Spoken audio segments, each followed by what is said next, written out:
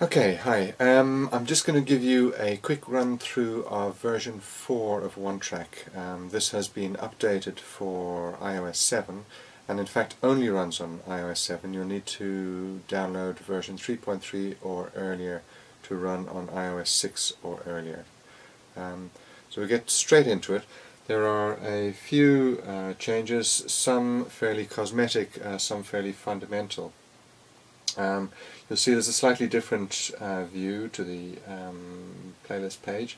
What we can do now is we can actually duplicate from here. We can duplicate our playlist. So I'm going to press and hold on this, and we get an options to duplicate, duplicate and clean, or just clean the playlist. I'm going to select duplicate. So what we've done now is we've created a copy of busking songs. And this is a OneTrack playlist.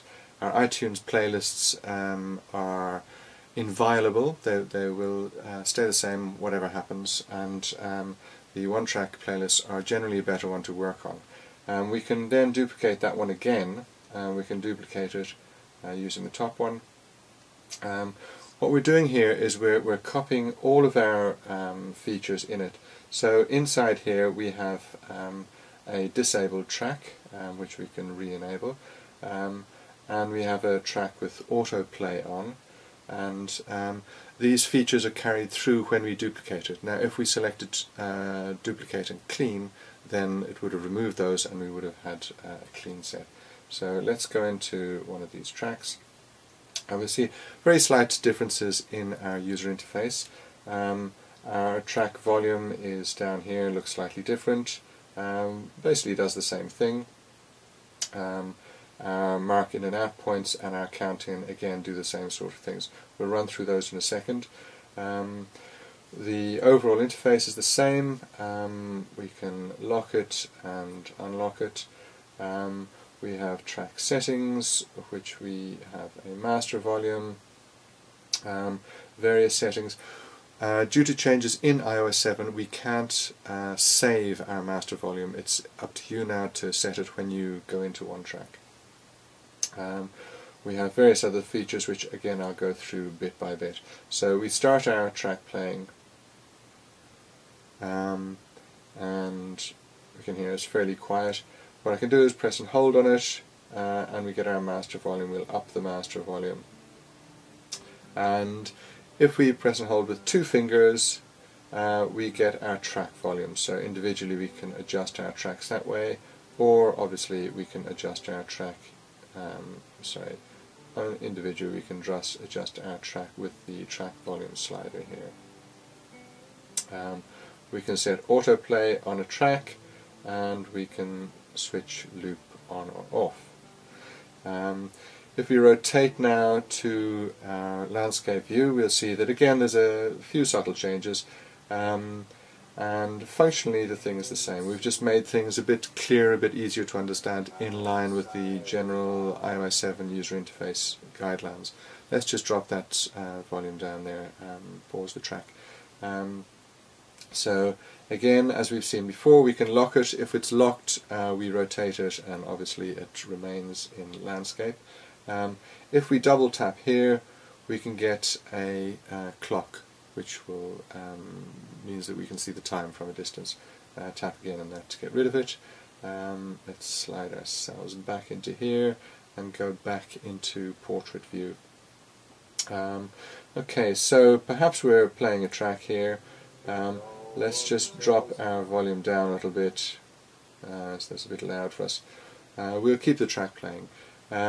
So we'll go into our mark in out points, and we can use this. We tap on here and we'll set a new in point. So our track will now always start at that particular point. We let it run for a while, and we'll mark that as our out point. So we now have a very short track, which is about to go on to the next track, which we don't particularly want it to do. But we close that, and we see that when we rewind it, it's actually only 9 seconds long, and it has autoplay on it. Let's loop that, and if we started playing now, it's going to play through our 9 seconds, loop back to the start, and start playing again. So anyway, that goes on and on and on. Let's take that off now. Now another thing I'd like to show you is our show timer. We turn the show timer on and we can set our show timer, let's set it to be something like, say, 30 seconds. Okay, so it'll wait until we press play for the first time after switching it on. So if I now press play, we get an indicator that our show timer has started, and we'll see this countdown going around there showing. So we've moved on to our next track, it's waiting for us to play. We start that one playing. Our show timer continues in its 30 seconds thing. Now generally a show is going to be 30 minutes rather than 30 seconds, but this is to give you an idea of what happens. Tracks keep playing. We'll see that our time is nearly up. When it gets to the end, we get a visual indicator showing that it's finished and the bar has gone, the timer bar has gone. When we go back to it, let's just pause that. We go back to our show timer, open it again, and it's set again to our 30 seconds where we had it before.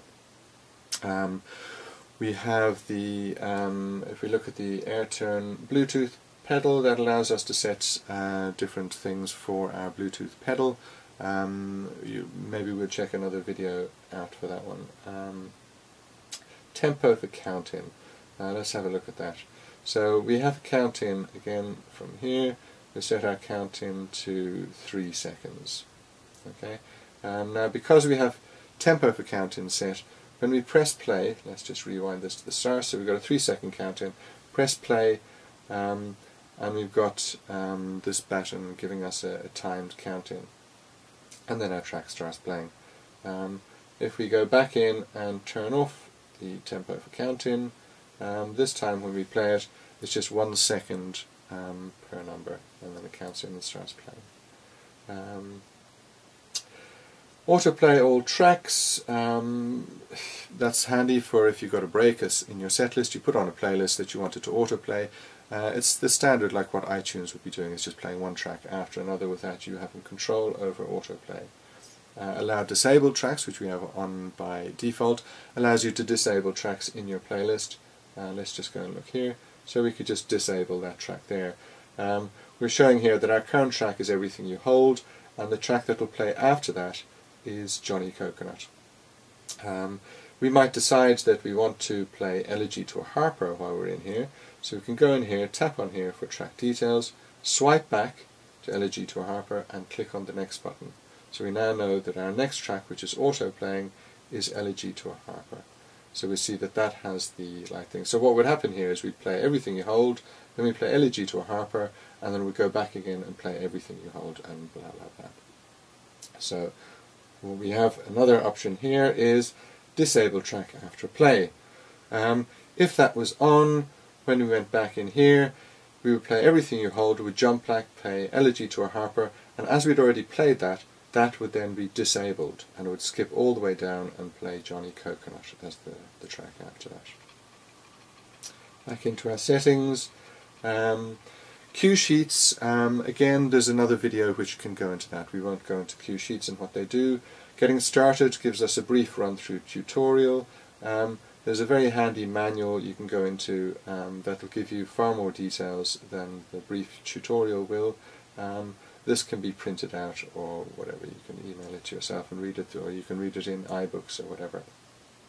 Contact details, training videos, links to a number of videos on YouTube.